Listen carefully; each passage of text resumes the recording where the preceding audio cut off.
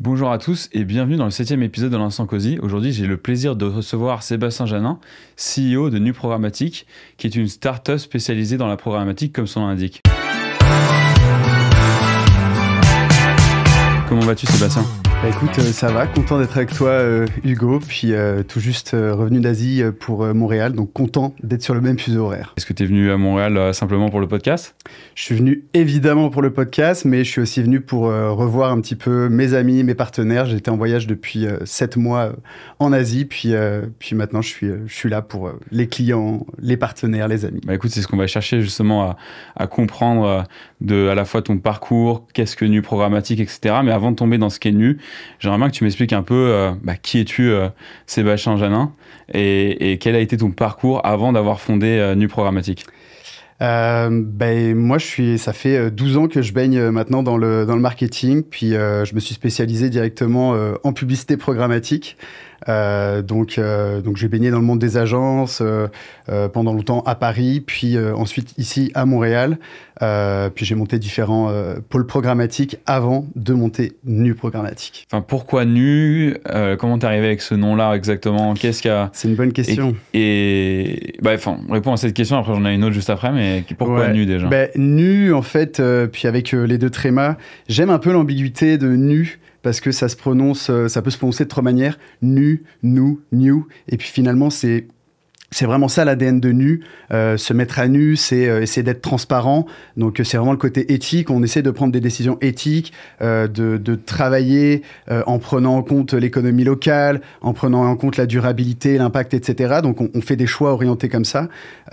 Nous, c'est le fait de travailler en collaboration, donc Nu, nous, et New, c'est l'innovation technologique, on essaye de s'accaparer les technologies, mais tout en restant agnostique. Ça veut dire qu'on n'est pas pro Google, on n'est pas pro Amazon, on n'est pas pro quoi que ce soit. Et ça nous permet finalement de prendre des décisions pour le bien de l'annonceur, dans l'intérêt de l'annonceur finalement. Donc c'est ça, donc en fait quand tu dis agnostique, c'est dans tous les cas vous prenez le brief de l'annonceur par rapport à la stratégie qu'il veut mettre en place. Vous, avec ton équipe, vous analysez un peu le marché potentiel et aller vraiment avec les canaux qui font le plus de sens. Exact. Pour donner un peu un exemple un peu plus concret, si tu as un annonceur e-commerçant, ça peut être ultra pertinent d'aller utiliser la meilleure data retail au monde, celle d'Amazon. Si tu as un autre annonceur, peut-être de la data plus interest, donc ça peut être plutôt avec la data Google. Donc tu vois, déjà ça va scinder un peu tes décisions parce que tu as accès globalement à certains inventaires similaires selon les différents DSP. Après, chacun a ses particularités, dont les données, mais c'est ça. Donc, on va prendre des décisions par rapport aux problématiques réelles de l'annonceur, à qui est cet annonceur, qu'est-ce qu'il veut faire avec ça. Alors, juste pour clarifier aussi pour les gens qui nous écoutent, mais donc le DSP qui est donc on appelle la Demand Side Platform, qui en fait là, tu fais l'achat média. Et à l'inverse, à l'opposé, tu as le SSP, Supply Side Platform, où c'est là où les vendeurs, les publishers vont mettre les différents types de placements disponibles, si je ne me trompe pas. Ouais, exactement. C'est exactement ça, ce qu'on appelle DSP. Du coup, c'est vraiment les outils qu'on va utiliser pour ceux qui sont déjà un peu dans le digital. Par exemple, Meta est une DSP, mais Walled Garden fermée. Donc, nous, on va utiliser essentiellement des outils ouverts. On ne va pas travailler... Ça nous arrive de travailler avec des walled gardens selon les demandes des clients, évidemment, mais on a tendance à travailler sur des techs ouvertes pour garder le contrôle sur nos inventaires, garder le contrôle sur nos placements. Et donc, du coup, là, on est en train un peu d'expliquer dans les termes un peu techniques qui composent l'écosystème de la programmatique.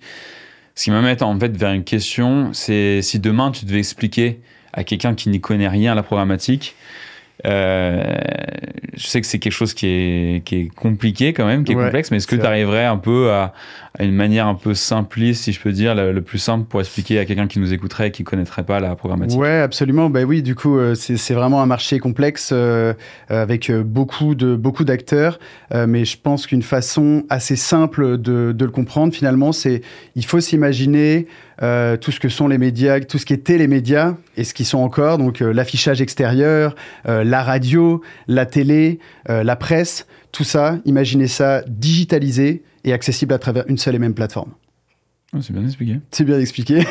Et c'est ça, parce qu'en fait, tu parlais, je crois qu'à l'époque, quand il n'y avait pas encore la programmatique, de mémoire, enfin de mémoire, on était presque pas nés à ce moment-là, mais je pense que les annonceurs, ou du moins les agences, appelaient directement au téléphone les publishers, et en fait, il y avait un système qui était assez opaque, parce que tu n'avais pas toutes les annonces, etc. Ouais, c'est ça. Ça pouvait être opaque et surtout long, fastidieux, parce que, comme tu le disais, prendre son petit téléphone, attendre que le gars te réponde peut-être pas, ensuite c'est plusieurs courriels, etc. Aujourd'hui, l'avantage, la grosse force de la publicité programmatique, c'est de pouvoir acheter tous les inventaires donc digitalisés. On parlait d'affichage, de radio, de téléconnecté aujourd'hui, tout ça dans le même outil et en temps réel, parce que c'est basé sur un système qui s'appelle le real-time bidding.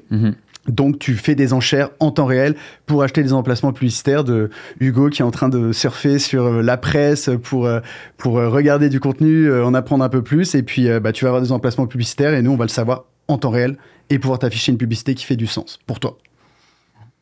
Tu rajoutes à la définition, c'est top, j'aime beaucoup ça. Et du coup, on parlait d'opacité, on parlait tu parlais d'être channel agnostique, etc. Ça m'amène à une autre question.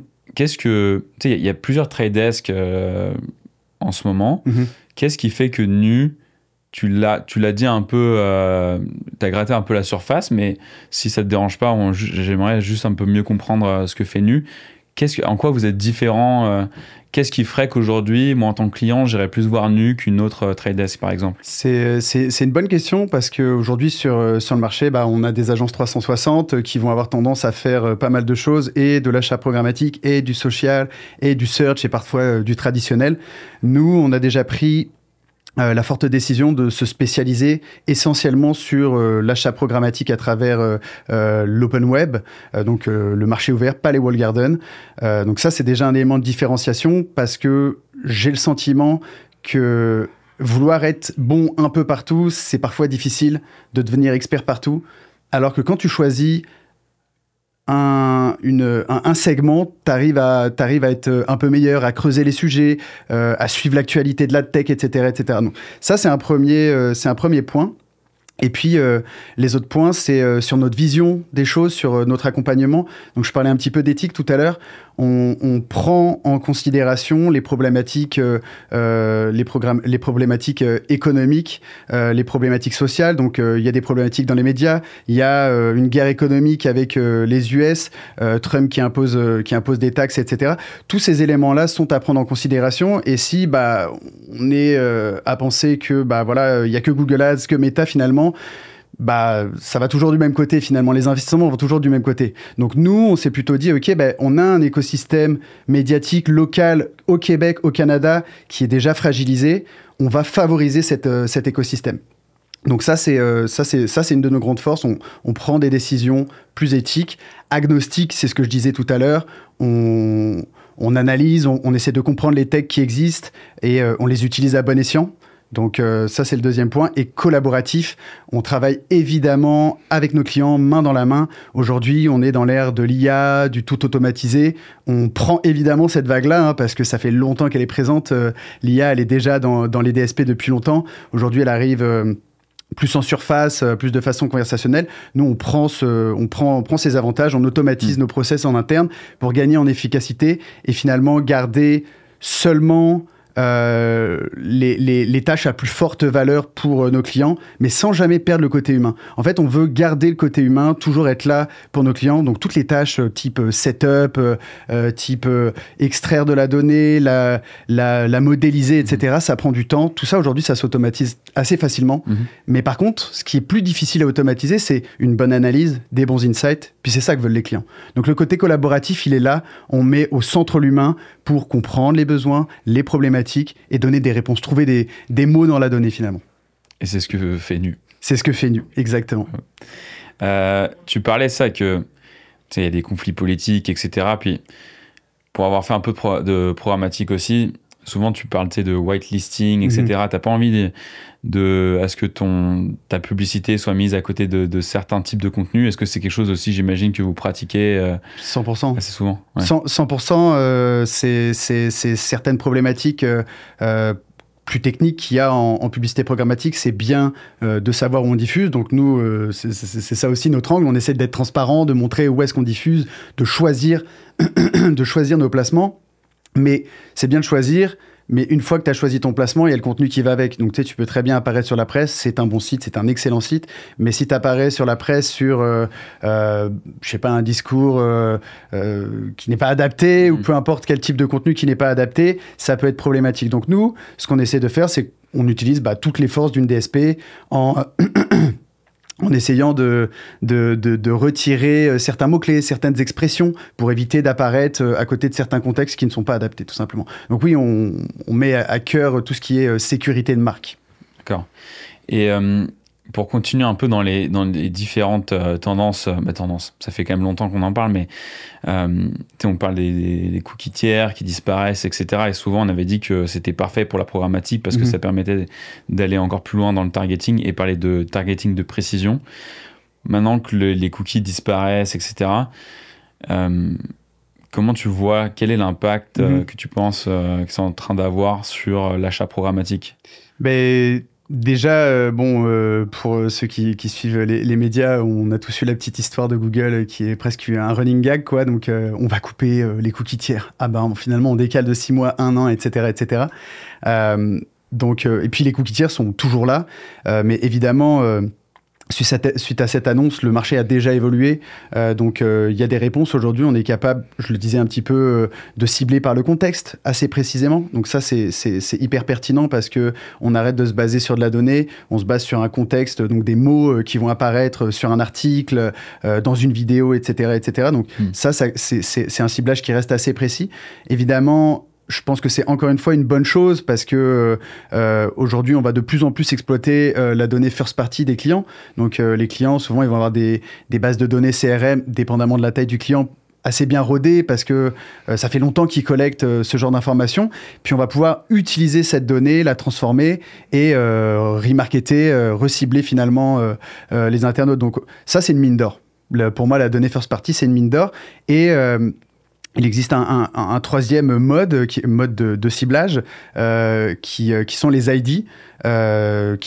Donc tous les sites, je prends l'exemple de la presse encore une fois, je les mets à l'honneur aujourd'hui, mais je prends l'exemple de la presse, ils vont avoir de la donnée loguée, il y a des personnes qui vont se loguer parce qu'ils sont abonnés, donc toute cette donnée-là, c'est pareil, ça permet de créer des ID publicitaires qu'on va pouvoir suivre à travers différents médias selon les cohortes qui sont faits.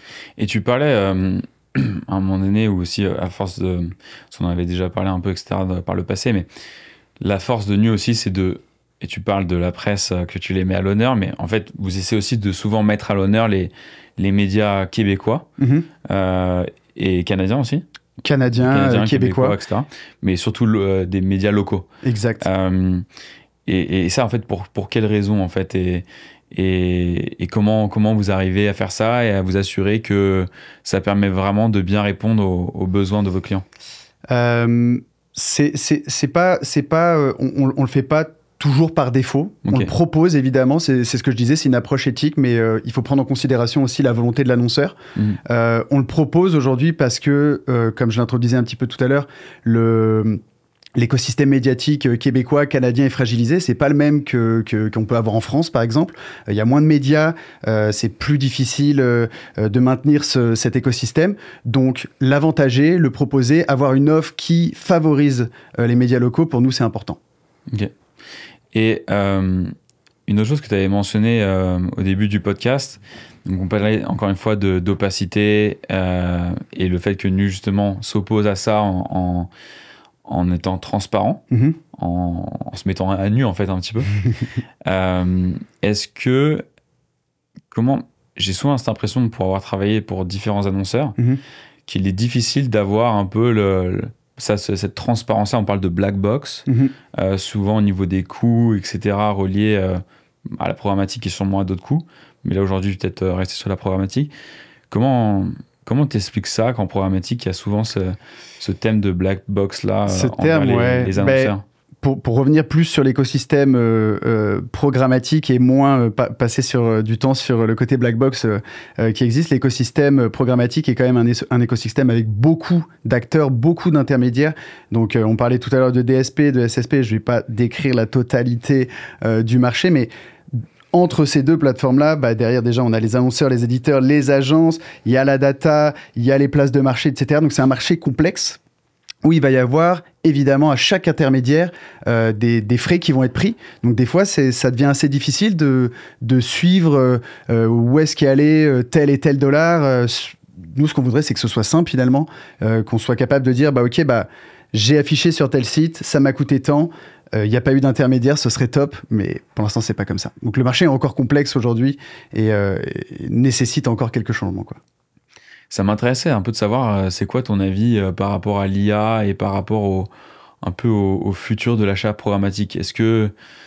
Comment tu vois, est-ce que tu vois quel est pour toi un peu le futur de l'achat programmatique? Je sais, au début, comme j'en parlais auparavant, donc l'achat programmatique dans les années fin des années 90 se faisait beaucoup par coup de téléphone, etc., entre les annonceurs du moins entre les agences et les publishers.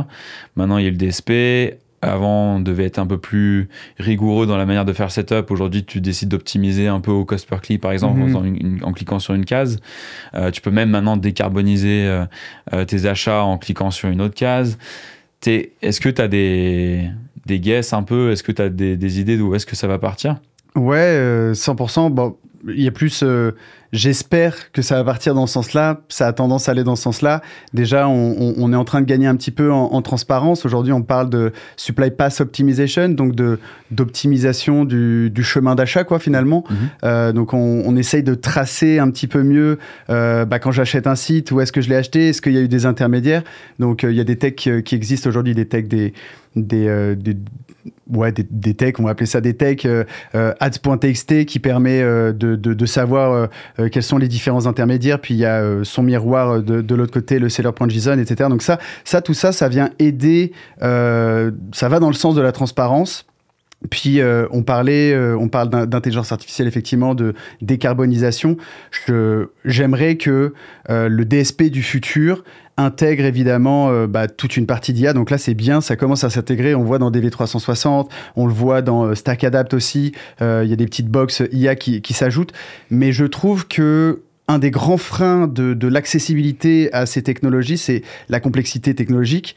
Et là, pour l'instant, j'ai juste l'impression qu'on ajoute des couches, mais je me mets à la place d'un gars qui commence, t'arrives dans la DSP qui est déjà bien compliquée, puis on t'ajoute, ok, super, une IA qui va t'aider un petit peu, mais ça va pas t'aider à comprendre. Donc, moi, j'imaginais vraiment un truc...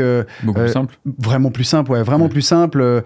Je pense que ça fait longtemps qu'on attend vraiment de disrupter un petit peu ce marché. Et... vraiment simplifier un truc, genre, tu sais, tu parles avec l'IA, elle va te guider, elle va présélectionner tes trucs, mais je pense qu'il faut garder un point d'honneur parce que l'IA, c'est ça, elle apporte beaucoup de choses vraiment cool, d'automatisation, etc. Par contre, si on fait confiance seulement à l'IA, tu peux perdre le contrôle aussi. Parce que là, tu rentres dans un système black box. Hey, on parle avec l'IA, elle va te conseiller, ouais, notoriété, hey, super, ta campagne est en ligne. Mais ok, mais moi, où est-ce que j'ai le choix, tu vois? Donc, je pense que c'est bien cette couche. Il faut du design plus simple. Les DSP, à mon sens, sont quand même assez lourds quand même visuellement en termes d'UX.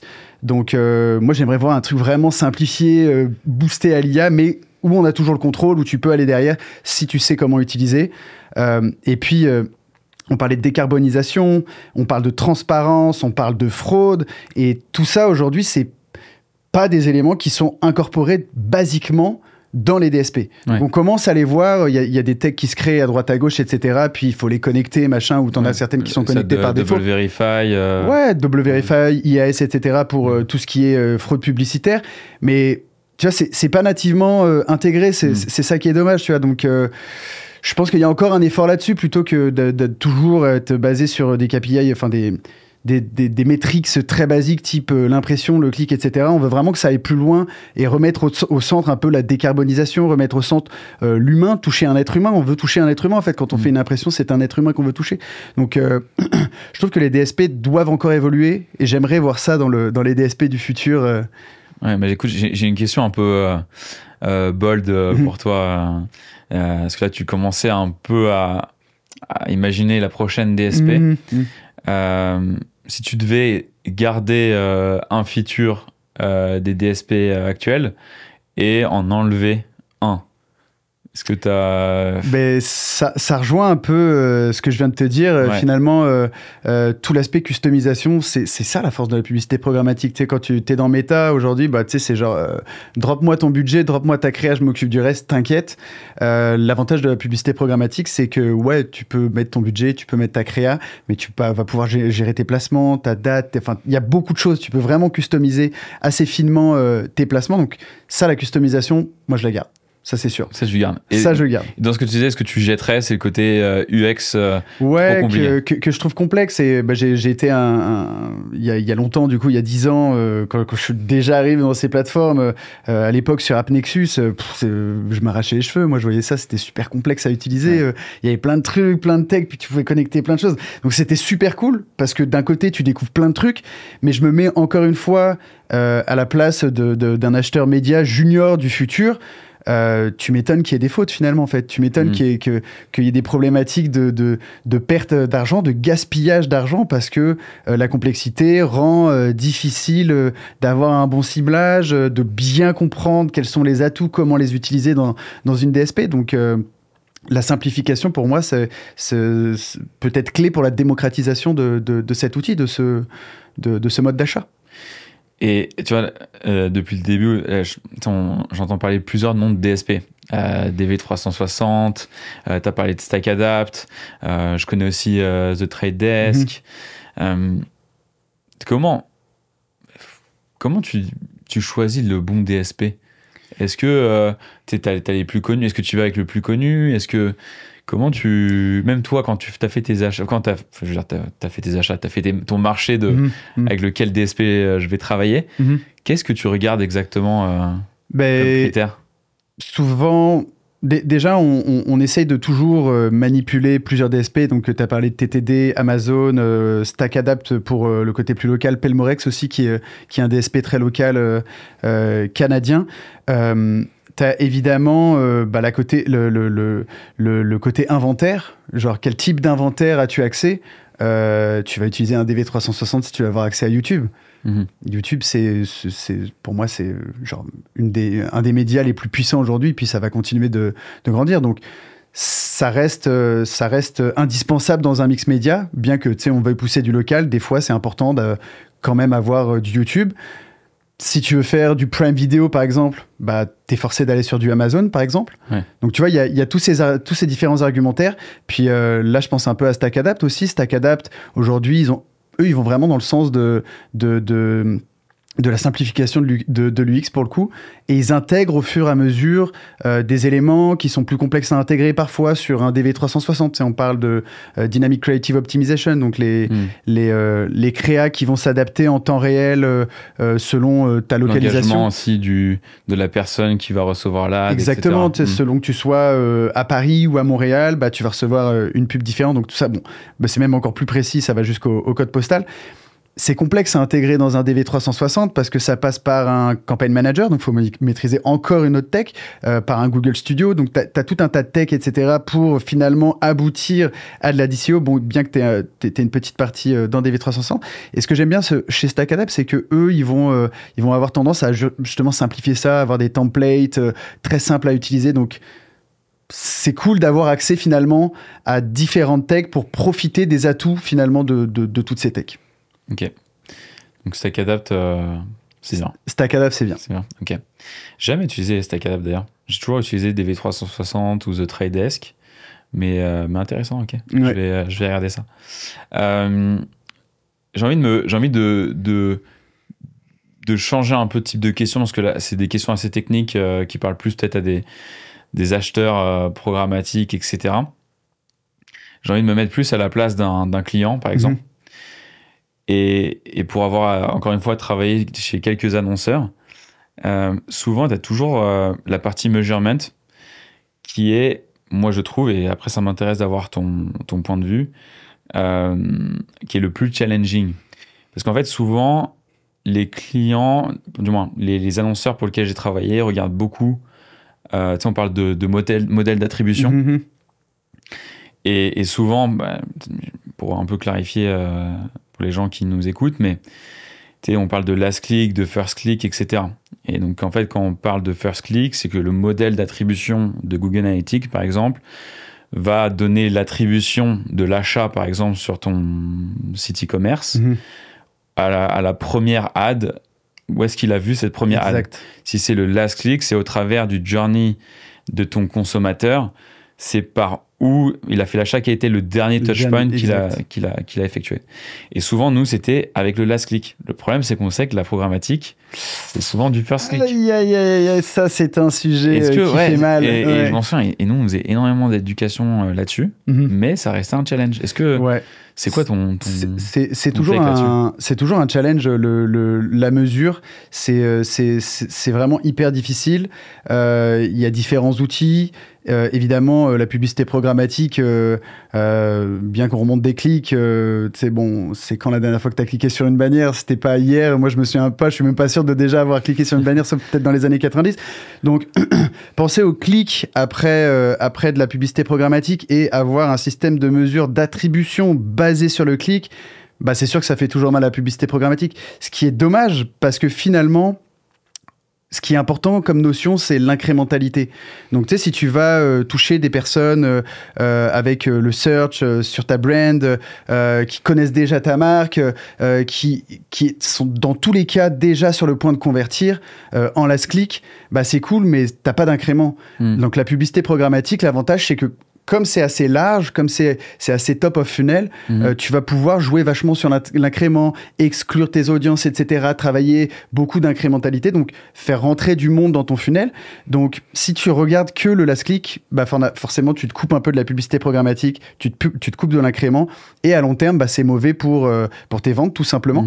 Donc oui, tout ce qui est mesurement, c'est encore compliqué. Ça a évolué en plus avec la fin des cookies tiers parce qu'on avait la data-driven attribution. Maintenant, on parle de marketing mix modeling. Il y a tout un tas de nouvelles sortes de mesures qui arrivent sur le marché.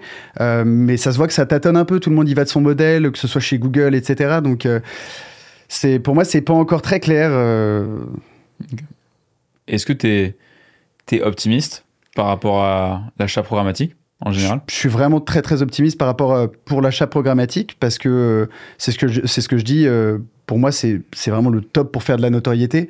On peut faire de la connected TV aujourd'hui, donc c'est des formats très impactants, ce que tu n'as pas forcément sur des wall gardens, des formats, des plateformes plus restreintes.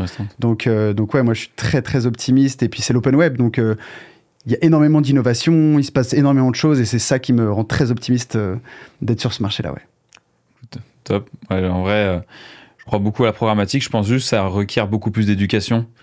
Je pense qu'il y a encore beaucoup de gens qui ne voient pas encore le potentiel. Donc, merci en tout cas à Nu Programmatique, c'est de pousser justement à faire à ce que les gens investissent plus en programmatique et j'imagine, enfin je sais que d'ailleurs tu fais des sessions d'éducation même avec les agences, etc. Ou même quand tu étais chez Rablab, tu en faisais avec eux. Formation, pas mal de la formation. Ouais. Écoute, on arrive déjà au mot de la fin, Seb.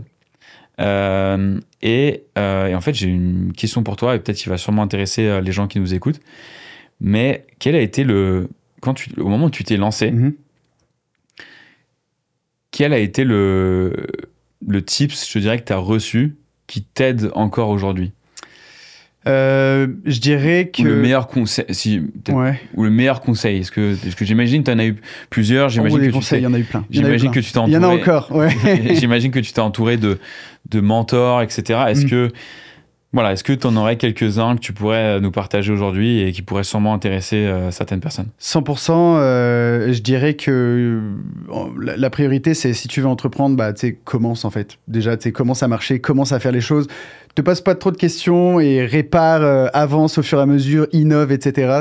Ça m'a vraiment aidé à me dire, ok, je peux ne pas rester là, innover, commencer des trucs, et puis si ça va pas dans le bon sens, c'est pas très grave, on pourra toujours rectifier, ajouter une pièce manquante, etc. Donc tu peux continuer d'innover, avancer dans ce sens-là. Donc c'est ça, avance, si tu veux entreprendre, commence et avance. Pose pas trop de questions, pose-toi-en quand même, mais t'en poses pas trop, avance, commence en tout cas. Donc ça c'est un des meilleurs conseils qu'on m'a donné. Puis moi, le conseil que je donnerais, c'est vraiment l'entourage en fait, les personnes avec qui tu travailles, les personnes qui peuvent te mentorer, te donner des conseils. J'ai commencé seul, donc forcément je suis encore seul à prendre des décisions, mais c'est compliqué parfois avec moins d'expérience de prendre des décisions. Donc s'entourer de personnes qui ont une vision plus globale, plus d'expérience, ça peut vraiment aider à nuancer tes prises de décision et à voir certains risques que tu n'aurais pas vus finalement en prenant la décision que tu voulais prendre de base. Donc, par rapport à ce que tu viens de dire, du coup, ce que je retiens, c'est de continuer à test and learn et surtout de bien entourer. Mais j'imagine que pour bien s'entourer, il faut être curieux, poser des questions, ne pas hésiter à parler des challenges dont tu es confronté au jour le jour. Et aujourd'hui, tu dirais que c'est ce qui t'a permis d'en arriver là où t'es au bout de 2 ans. Ouais, 100%. Évidemment, il y a une partie sortir de sa zone de confort. Ouais. Quand tu commences à entreprendre, tu prends plein de casquettes à la fois, de l'admin, commercial, faut sortir à droite à gauche. Donc, je pense que c'est hyper important, effectivement, de s'ouvrir, de se tourner vers les autres, de ne pas hésiter à aller discuter, de ne pas hésiter à montrer ton humilité, quelques faiblesses que tu peux avoir pour en discuter, avancer, mieux comprendre les choses, puis agrandir ton réseau, tout simplement, parce que c'est ça aussi, en fait. C'est en discutant à droite à gauche que tu vas rencontrer une personne qui sera peut-être pas la bonne, mais peut-être que son pote sera la bonne personne pour ton business, peut-être que les histoires vont se croiser dans tous les sens, tu vois. Donc, écoute, merci beaucoup Seb. C'est déjà la fin du podcast. J'espère que tu as aimé l'expérience. C'était très cosy. Oh là là, on l'avait encore jamais faite celle-là. Écoute, je te remercie Seb. En tout cas, c'est la fin de ce 7e épisode. J'espère que vous avez aimé ça, trouvé ça intéressant. N'hésitez pas encore une fois à partager, liker et commenter l'épisode, parce que le but, encore une fois, c'est de s'améliorer d'épisode en épisode. Je vous souhaite une bonne soirée.